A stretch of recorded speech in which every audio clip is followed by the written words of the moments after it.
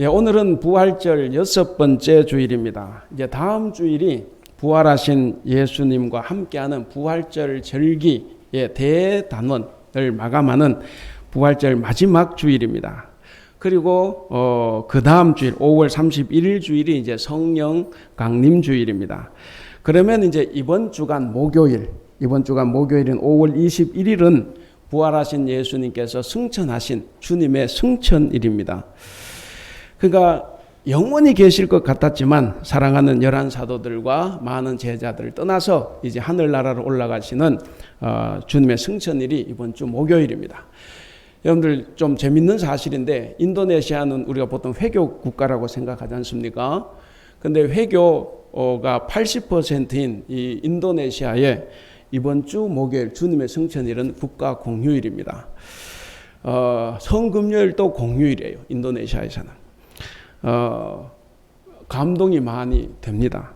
그래서 어쨌든 이번 주 목요일이 이제 주님의 승천일인데 예수님께서는 이 땅에 성경대로 오셔서 우리 죄를 위하여 죽으시고 그리고 장사 지낸 바 되셨다가 역시 성경대로 사흘 만에 부활하셨습니다. 사흘 만에 부활하신 예수님을 눈으로 목격한 제자들이 이제 예수님과 다시 헤어지는 이 시간이 지금 다가오고 있습니다. 이 헤어진다는 것은 이 제자들에게는 엄청난 충격입니다. 이 정체성의 혼돈을 가지고 올 수 있는 아주 큰 사건이기도 합니다. 부활절 6번째 주일인 오늘 이 예수님의 떠나심, 곧 있을 예수님의 떠나심의 정점을 이루는 때입니다. 이제 나흘 후면 역사 속에 들어오신 예수님, 그러니까 역사의 예수님은 떠나십니다. 부활하신 예수님과 40일 동안 제자들은 함께 지냈습니다.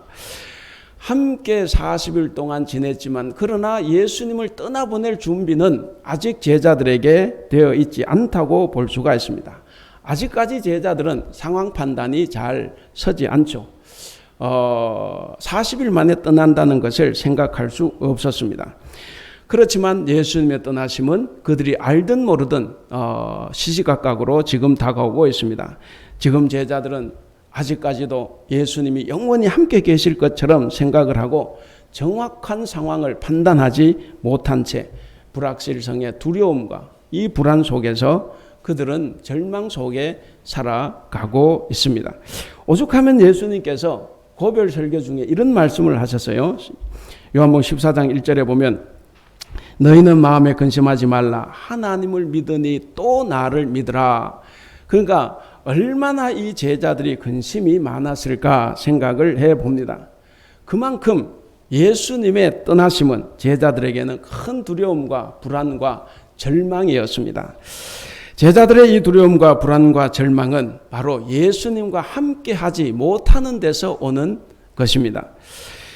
그만큼 예수님의 떠나심은 그들에게 충격이 되는 사건입니다. 오늘 본문이 요한복음 14장입니다. 요한복음 14장은 마가의 다락방에서 예수님께서 최후의 만찬을 하시면서 제자들에게 행한 고별 설교의 한 부분입니다. 이 고별 설교는 13장 31절부터 시작해서 17장까지가 예수님의 고별 설교입니다. 이 고별 설교 중에 앞부분에 해당하는 것이 이제 오늘 본문이죠. 그러니까 이 고별 설교에서 예수님은 당신의 떠나심이 눈앞에 다가왔습니다. 눈앞에 다가온 자신의 이 떠남을 염두에 두고 제자들에게 또 다른 보혜사 성령이 오신다 하는 것을 말씀을 하시면서 오신 성령님 안에서 어떻게 살아가야 되는 것인가 하는 것을 가르치시면서 사랑하는 제자들을 위로하고 계시는 말씀입니다. 그래서 오늘 우리는 이 말씀에서 부활하신 예수님과 다시 오셔서 우리 안에 거하시는 예수님과의 이 새로운 관계가 어떻게 세워져야 되는가 하는 것을 우리가 깨달아야만 합니다. 그럼 이제 부활절 절기가 막바지에 이른 오늘 이 부활절 6번째 주일 주어진 이 본문 말씀을 통해서 하나님께서 우리에게 주시는 교훈을 찾아서 함께 은혜를 나누고자 합니다. 자, 먼저는 15절을 보시면 계명을 실천하는 자가 진정으로 주님을 사랑하는 자다라고 말씀을 하십니다.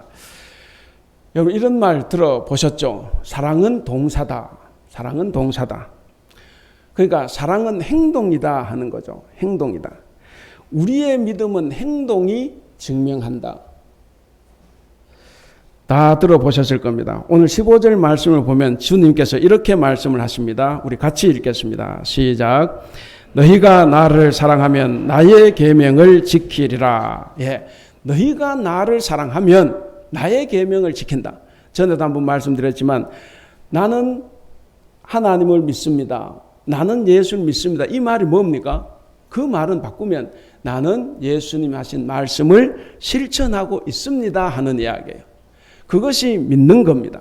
아는 것이 믿는 것이 아니고 이 계명을 지키는 것이 나를 사랑하는 것이다. 이 말씀은 21절 오늘 본문 끝에도 나오고 또 본문 밖에 곧 23절에도 한번 또 반복이 됩니다. 그러니까 대단히 중요한 말씀이죠. 그러니까 누가 진정으로 주님을 섬기는 자인가? 누가 진정으로 주님을 사랑하는 자인가? 라는 표지는 뭡니까?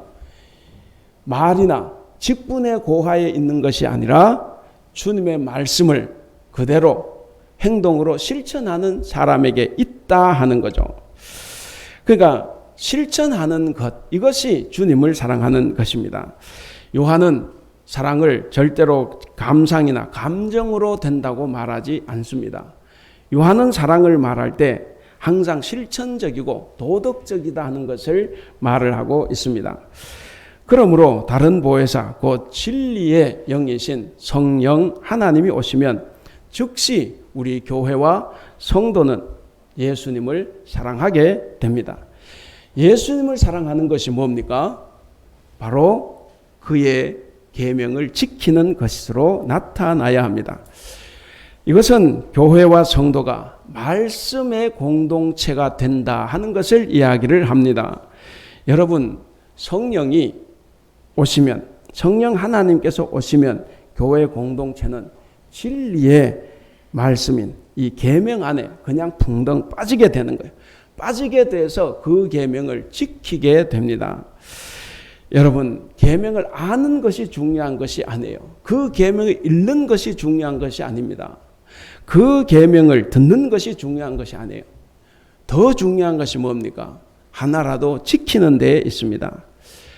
이 말씀은 문자 그대로 마태복음에 나오는 산상설교에서 말하는 하나님의 공동체, 하나님 나라의 공동체가 되는 것을 말을 합니다. 우리 마태복음 7장 24절에서 27절 우리 함께 읽어보겠습니다. 예, 같이 읽겠습니다. 시작. 그러므로 누구든지 나의 이 말을 듣고 행하는 자는 그 집을 반석 위에 지은 지혜로운 사람 같으리니 비가 내리고 창수가 나고 바람이 불어 그 집에 부딪히되 무너지지 아니하나니 이는 주추를 반석 위에 놓은 까닭이요 나의 이 말을 듣고 행하지 아니하는 자는 그 집을 모래 위에 지은 어리석은 사람 같으리니 비가 내리고 창수가 나고 바람이 불어 그 집에 부딪힘에 무너져 그 무너짐이 심하니라. 예, 여기 어떻습니까?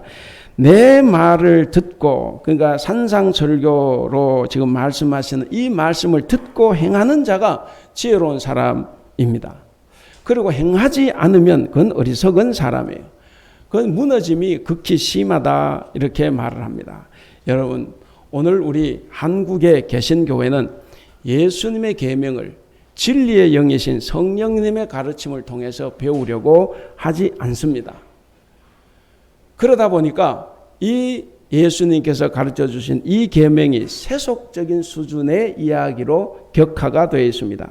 그저 성경을 읽는 것은 자기의 의를 정당화하기 위한 수단, 자기를 합리화시키기 위한 어떤 수단의 가르침으로만 받아들이려고 하고 있습니다.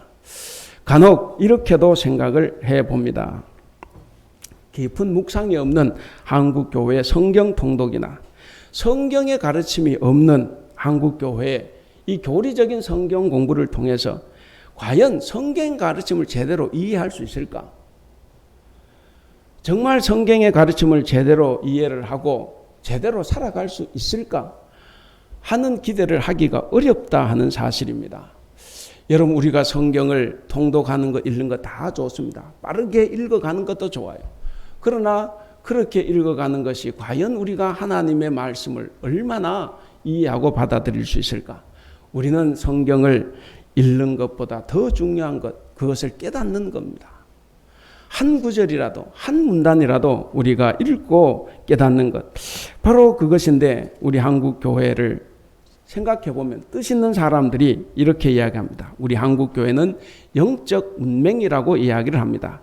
왜냐하면 많은 성도가 예수님이 가르치신 이 복음의 말씀을 대단히 쉽다고 착각하기 때문에 그렇습니다. 예수님이 전하신 말씀, 성경 말씀, 율법은 어렵지만 복음, 은혜의 말씀은 쉽다는 거죠. 안 지켜도 회개하면 되는 말씀으로 생각을 합니다. 그러나 여러분, 성경 말씀은 표현은 쉬워도 그 의미는 대단히 어렵습니다. 마태복음 6장 26절을 보면 이런 말씀이 있습니다. 공중의 새를 보라, 심지도 않고 거두지도 않고 창고에 모아 들이지도 아니하되 너희 하늘 아버지께서 기르시나니 너희는 이것들보다 귀하지 아니하냐. 앞에 말씀을 보시면 거기에 공중의 새를 보라. 쉽죠? 공중의 새 보는 게 얼마나 쉽습니까? 그 말씀 자체는 쉽습니다. 귀에 들리는 말씀은. 근데 이것이 정말 쉬울까 하는 거죠. 이 가르침은 뭡니까? 귀에 들리는 이 편하고 쉬운 이 말씀과는 달리 절대적인 하나님의 신앙과 하나님의 나라와 하나님의 정의를 먼저 구하기 위해서 이방적인 모든 삶을 포기하라는 거예요. 세속적인 모든 사고, 삶을 다 포기하라는 절대적인 요구가 거기에 담겨 있는 말씀입니다. 성령님의 가르침이 없이는 절대로 들리지 않는 그런 말씀이라고 볼 수가 있습니다. 여러분, 이런 말씀들을 우리가 읽고도 우리가 세속적인 사고와 삶을 포기하지 못한다고 하면 무엇입니까? 내가 성령의 가르침을 거부하는 것입니다. 그렇기 때문에 신앙생활이 결코 쉽지 않습니다. 여러분, 우리의 것을 포기하고 내려놔야 될 것이 어디 한두 개가 아닙니다. 따라서 이제 우리는 진리의 영이신 이 성령님의 오심 속에서 예수님의 떠나심과 그의 계명을 지키는 이 실존적인 신앙생활, 이 신앙생활을 우리가 새롭게 정리하고 확립해야만 됩니다. 성령님의 오심은 하나님의 나라를 이 땅에 가지고 오셔서 우리에게 회개하라고 명령하셨던 이 예수님의 명령을 받아들이는 것과 직결되어 있습니다. 회개하라는 이 예수님의 명령을 받아들인다고 하면 뭡니까? 우리는 늘 삶에서 말씀을 읽을 때나 들을 때나 공부할 때나 말씀을 보면 내가 회개할 것이 드러나야 됩니다. 그리고 회개할 것이 많아야 돼요. 그래야만이 내가 하나님의 말씀을 정상적으로 읽게 되는 겁니다. 보혜사 성령님은 예수님이 명하신 그 계명에 우리의 전 존재를 걸고 살아가게 하시는 바로 인격적인 하나님이십니다. 그렇기 때문에 성령님께 속한 사람은 먼저 예수님을 사랑합니다. 그리고 예수님께서 명령하신 계명을 듣고 순종합니다. 성도 여러분, 오늘 본문 이후를 읽어보면 예수님이 우리에게 주신 계명이 나옵니다. 그것은 우리가 서로 사랑하라라는 계명입니다. 먼저 우리 요한복음 13장 34절에서 35절 같이 읽어보겠습니다. 시작. 새 계명을 너희에게 주노니 서로 사랑하라. 내가 너희를 사랑한 것 같이 너희도 서로 사랑하라. 너희가 서로 사랑하면 이로써 모든 사람이 너희가 내 제자인 줄 알리라. 그 다음 요한일서 3장 23절을 같이 읽겠습니다. 요한일서 3장 23절 시작. 그의 계명은 이것이니 곧 그 아들 예수 그리스도의 이름을 믿고 그가 우리에게 주신 계명대로 서로 사랑할 것이니라. 여러분, 우리가 서로 사랑하면 예수님을 사랑하는 것입니다. 우리가 서로 사랑하지 않으면 예수님을 사랑하는 것이 아니라는 거죠. 제가 자주 말씀드렸지 않습니까? 예수님 우리를 위해서 목숨을 버리시고 나를 위해서 목숨을 버리라고 절대로 말씀하지 않았어요. 우리를 사랑하셔놓고 다시 나를 사랑하라고 말씀하시지 않았어요. 제자들의 발을 씻겨주시고 너희도 내 발을 씻겨라고 말씀하시지 않습니다. 너희끼리 발을 씻겨줘라. 너희끼리 서로 사랑해라. 너희도 내가 너희를 위해서 목숨을 버린 것처럼 너희도 남을 위해서, 형제를 위해서, 이웃을 위해서 목숨을 버려라. 그것이 제일 큰 사랑이다라고 이야기를 합니다. 그렇기 때문에 우리가 서로 사랑하지 않으면 하나님을, 예수님을 사랑하는 것이 아닙니다. 서로 사랑한다는 것은 대단히 구체적인 사건입니다. 우리의 고정관념을 깨야 합니다. 그리고 상상하지 못하는 사랑을 우리가 해야 합니다. 여러분, 용서할 수 없는 사람을 용서해야만 합니다. 사랑할 수 없는 사람을 사랑해야 되고 용납할 수 없는 사람을 받아들여야만 합니다. 여러분, 이해할 수 없는 사람들이 있어요. 이런 이해할 수 없는 사람들을 품어주는 것, 이것이 바로 서로 사랑하는 것입니다. 이렇게 우리가 서로 사랑하는 것이 예수님의 계명을 지키는 것입니다. 요즘 우리가 사사기 공부를 하고 있는데 사사기 보면 이해할 수 없는 사사들의 행동이 있어요. 그렇지만 하나님께서는 계속 용서해 주시고 거기에 응해 주시는 것을 봅니다. 여러분, 그것이 바로 하나님의 사랑, 예수님의 사랑입니다. 우리도 그렇게 사랑하는 것이 예수님의 계명을 지키는 것이다 라는 이야기입니다. 자, 그렇다고 하면 오늘 예수님의 신부가 된 우리 성도들은 과연 어떤 모습으로 살아가야 할까 하는 문제입니다.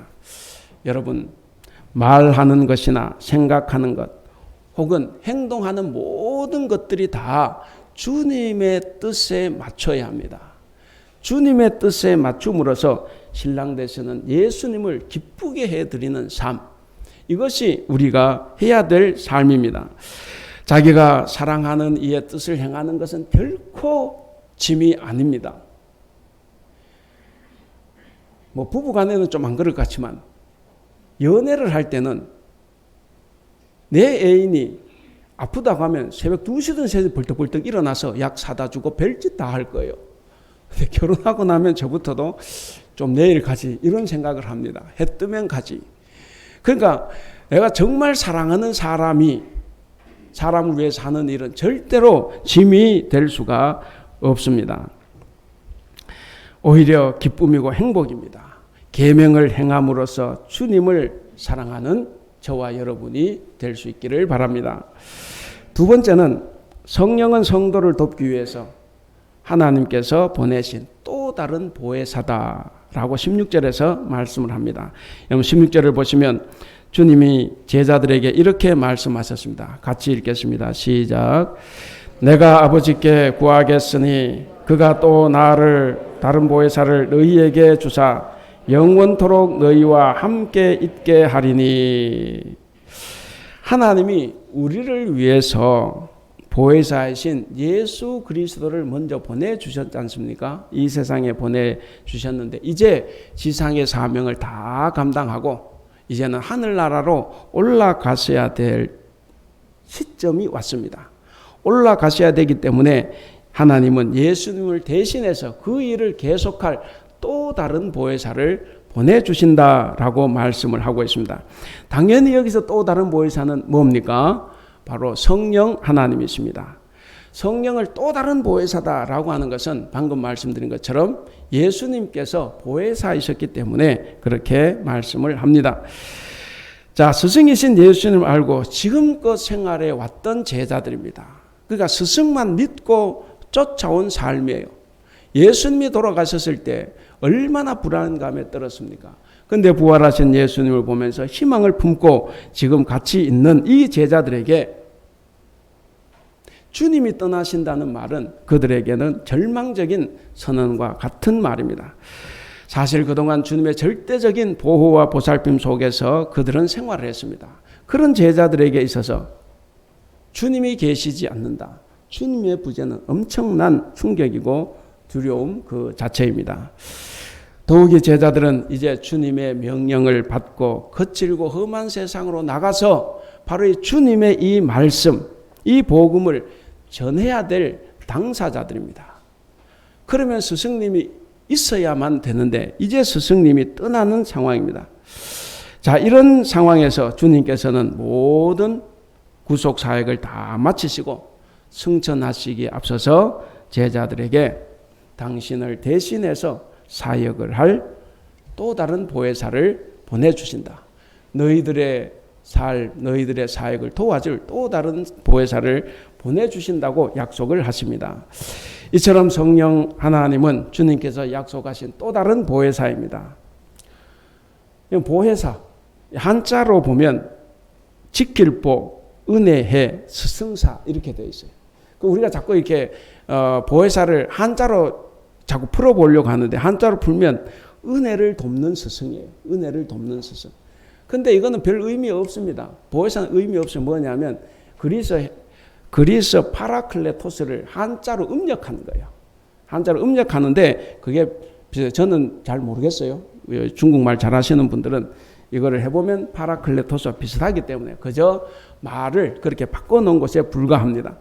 어쨌든 이 보혜사에 해당하는 이 헬라어는 곁에라는 단어와 부르다라는 이 의미의 단어가 합쳐졌습니다. 그래서 바로 곁에서 돕기 위해 부름받은 자라는 뜻이에요. 바로 곁에서 돕기 위해서 부름받은 자라는 뜻이 보혜사라는 뜻입니다. 그래서 이 단어는 헬라서에게서 쓰일 때 재판정에 선 피고를 돕는 변호사 혹은 어려운 인생의 문제를 해결해주는 상담자 또는 좌절한 자를 일으켜 세우는 위로자라는 뜻이 있습니다. 그러니까 변호사, 상담자, 위로자 이런 뜻을 가지고 있습니다. 바로 그런 겁니다. 우리 성령 하나님은 우리의 삶과 신앙을 돕는 자입니다. 우리 성령 하나님은 우리가 환난에 처했을 때 우리를 위로하시는 위로자이십니다. 그리고 우리 인생의 상담자이십니다. 그리고 우리로 하여금 예수님께서 우리에게 가르쳐 주신 그 계명을 생각나게 하고 가르쳐 주시는 교사이십니다. 실제로 성령님께서는 오순절 성령 강림하시죠. 그 이후에 제자들은 물론이고 이 성도들과 함께 늘 함께 하시면서 그들을 도와주셨습니다. 그리고 그들을 늘 위로해 주셨습니다. 사도행전에서 우리가 제자들을 봅니다. 복음서에 나오는 제자들과는 전혀 다른 제자들의 모습입니다. 사도행전에서 우리가 보는 제자들은 완전히 변화가 됐습니다. 그들은 신앙과 용기 그리고 엄청난 권능과 지혜, 바로 그들이 왜 이런 것을 소유하게 됐냐? 그것은 바로 성령 충만한 이 사실에 근거를 합니다. 그들에게 성령이 임하셨고 성령께서 그들과 함께 하셨기 때문에 그들의 용기가 100배가 되었고 그리고 담대한 믿음을 가졌고 그리고 모든 것을 이기고 살아가는 복음을 전하는 권능과 지혜를 다 가졌습니다. 그러므로 우리는 그 어떤 세상의 고난도 능히 이길 수가 있습니다. 뿐만 아니라 우리는 아무리 무서운 환난과 시련이 와도 우리는 두려워하지 않을 수 있습니다. 바로 우리 곁에서 우리를 도와주시는 성령 하나님이 계십니다. 바로 보혜사 성령님은 지금도 우리를 돕기 위해서 우리 바로 곁에서 그리고 우리 안에 계시면서 우리를 도와주십니다. 우리의 인생, 우리의 모든 삶을 책임져 주십니다. 동시에 우리 안에 보혜사 성령님이 계신다는 것은 우리 안에 보혜사 성령님이 계신다는 것은 성령님께서 우리로 하여금 서로 사랑하게 하신다 하는 겁니다. 우리가 서로 사랑을 하는 것은 내 힘으로 되지 않습니다. 마음대로 안 되죠. 저도 마음대로 되지 않습니다. 이것은 성령 하나님의 도우심이 있어야만이 내 옆에 사람, 우리 이웃을 사랑할 수가 있습니다. 사람의 사랑은 이기적인 속성이 있기 때문에 다 자기가 중심이에요. 자기가 중심이 되고 자기를 내세우게 되고 자기를 위한 사랑을 하고 맙니다. 나한테 별로 도움이 되지 않으면 절대로 사랑하지 않는 것이 바로 우리 이기적인 인간의 사랑입니다. 그렇지만 사람들 사이에 보혜사 성령께서 함께 계신다고 하면 그들이 나누는 사랑은 사람의 사랑이 아니라 하나님의 사랑을 나누게 된다라는 사실입니다. 하나님께서 우리를 사랑하게 하시고 우리가 하나님의 사랑의 능력으로 우리는 서로를 사랑할 수 있게 됩니다. 요한일서 4장 12절의 말씀이 이것을 가르쳐 줍니다. 우리 요한일서 4장 12절 말씀을 우리 함께 읽어보겠습니다. 시작. 지금까지 하나님을 본 사람은 없습니다. 그러나 우리가 서로 사랑하면 하나님이 우리 가운데 계시고 또 하나님의 사랑이 우리 가운데서 완성된 것입니다. 여러분, 우리가 서로 사랑할 때 성령께서 우리와 함께 계신다라는 사실입니다. 그리고 성령께서 우리와 함께 계셔야만이 우리가 서로 사랑할 수 있습니다. 그러니까 어떻습니까? 우리가 서로 사랑하지 못하면 성령께서 나와 함께 하시지 않는 거예요. 성령이 나와 함께 하시느냐 안 하시느냐는 스스로 판단을 해볼 수가 있습니다. 우리는 결코 혼자가 아닙니다.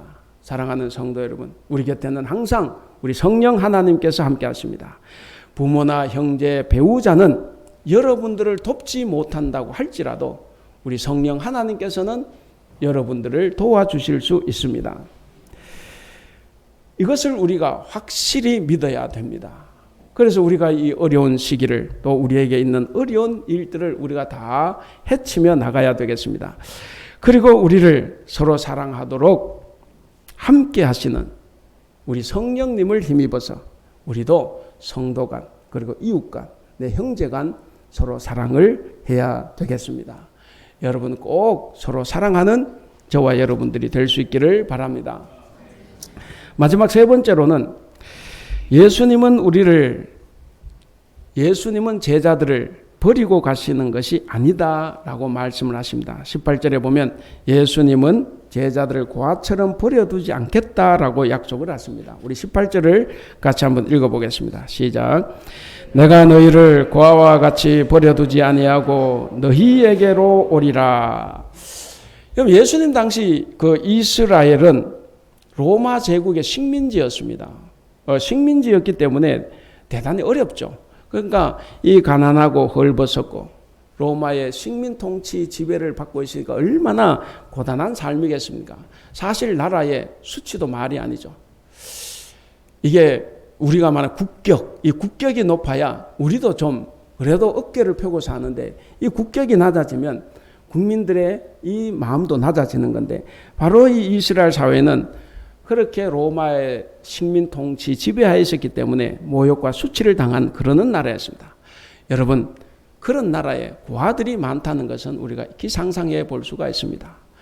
입지 조건 때문에 늘 전쟁이 있었고, 그래서 구약 성경에서도 하나님 말씀하실 때 가난한 자를 도우러 갈 때 대표적인 사람이 누굽니까? 고아, 과부, 계계. 그러니까 고아, 과부 다 전쟁 때문에 남자들이 죽는다는 거죠. 그래서 이 고아, 바로 이 고아와 같은 이 시대가 바로 이 당시입니다. 또 당시에는 고아가 아니라고 해도 모두가 다 어렵고 힘든 시대입니다. 그렇기 때문에 고아가 아니어도 고아와 같은 그런 삶을 살아가고 있는 시대입니다. 그 속에서 사람들은 비록 힘들고 어렵고 고단하지만 그들에게는 예수님이 있었습니다. 예수님 때문에 두렵지 않았습니다. 예수님 때문에 외롭지 않았습니다. 오히려 예수님 때문에 소망이 그들에게는 있었습니다. 그런데 그토록 믿고 의지했던 우리 주님께서 자기들 곁을 이제 떠나신다 이 말을 들으면 이 제자들은 다시 또 고아가 될 처지에 놓입니다. 마치 부모를 잃은 고아처럼 그들은 또다시 두려움과 불안감에 휩싸이게 됩니다. 그런데 예수님께서는 뭐라고 하십니까? 고아처럼 버려두지 않겠다라고 하십니다. 예수님은 고아와 같이 버려두지 않겠다고 약속을 하십니다. 그런 약속을 예수님께서는 여러 가지 방식으로 지켰습니다. 먼저 지키신 방법은 보혜사 성령님, 또 다른 보혜사 성령님을 보내주셨다라는 사실입니다. 그래서 그분, 또 다른 보혜사 성령께서 우리 가운데 오셔서 우리 안에 계시면서 우리와 함께 하신다 하는 거죠. 또한 예수님은 전처럼 육신적으로는 같이 할 수 없어요. 이제는 육적으로는 우리 예수님이 함께 하실 수 없지만 그러나 우리 안에서 성령님을 통하여 우리에게 찾아오시고 우리와 함께 하신다라는 이야기입니다. 그리고 세 번째는 우리가 서로 사랑함으로 우리가 더 이상 혼자가 아니다 하는 것을 우리에게 말씀해 주셨습니다. 우리가 서로 사랑을 하는 거기에 성령 하나님이 계시고 거기에 우리 예수님이 계십니다. 그렇기 때문에 서로 사랑할 때 우리는 어떤 어려움도 우리는 다 이길 수가 있습니다. 예수님이 우리에게 주신 계명을 지켜서 서로 사랑하면 우리는 절대로 더 이상 고아가 아니라 가족입니다. 하나님께서 우리 아버지가 되십니다. 그리고 우리는 서로 사랑하는 자녀들, 한 가족이 됩니다. 여러분, 이제 이번 주 목요일이면 예수님이 떠나십니다. 떠나시는 예수님이 다시 오셔서 서로 사랑함으로 가족이 된다라고 하는 이 말씀은 당시 제자들에게 큰 위로와 소망이 되었습니다. 물론 주님께서는 이렇게 말씀만 하신 것이 아니에요. 그 약속대로 성령 하나님을 보내주셨습니다.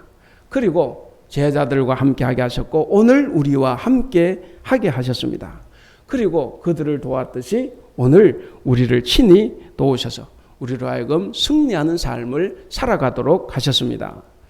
그런데 문제는 이러한 주님의 약속과 그리고 주님께서 이 약속을 충실히 이행하셨음에도 불구하고 오늘날 성도들 가운데는 이것을 잘 믿지 못한다 하는 거죠. 많은 사람들이 이것을 잘 믿지 못하고 여전히 불안과 두려움, 공포 속에서 살아가기도 합니다.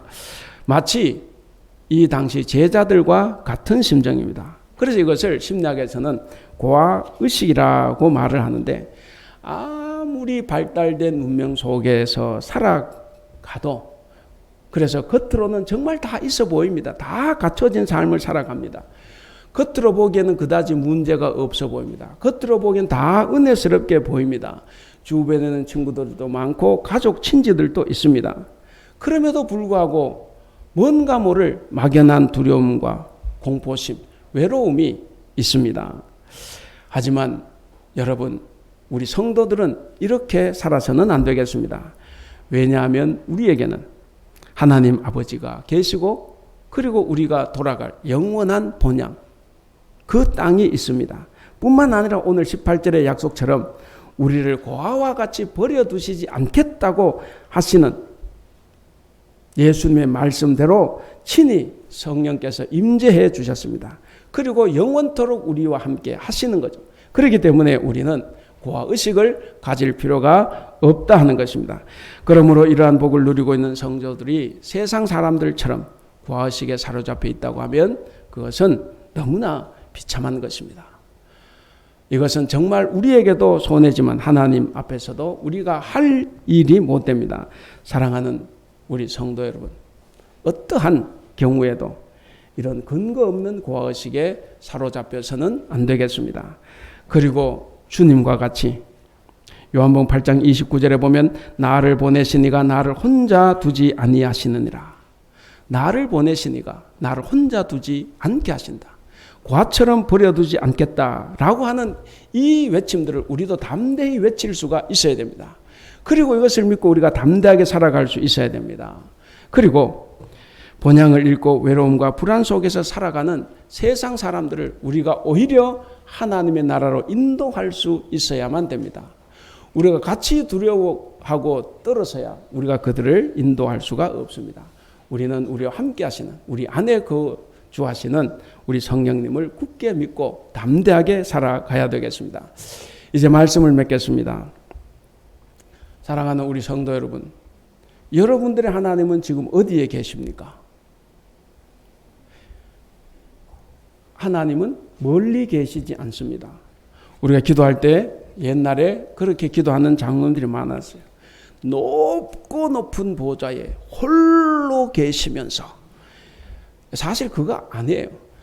우리 안에 우리와 함께 계십니다. 너무 멀리 계신 분이 아니라는 거죠. 바로 멀리 계시지 않습니다. 그는 우리를 고아와 같이 버려두지 않겠다고 말씀하셨습니다. 버려두지 않으시고 지금 이 자리에서 바로 진리의 영으로서 지금 우리와 함께, 그리고 지금 우리 안에 계신다라는 사실입니다. 부활의 가장 아름다운 선물이 바로 성령 하나님의 함께 하심입니다. 이것이 예수님께서 하늘나라로 올라가시면서 우리에게 주신 최고의 선물입니다. 예수 그리스도의 영이신 성령님은 2000년 전에 이 땅에 오신 이후로 한 번도 떠나지 않았습니다. 여러분 오늘 제목을 같이 한번 읽어보겠습니다. 제목 시작. 보혜사 우리 안에 계시는 하나님.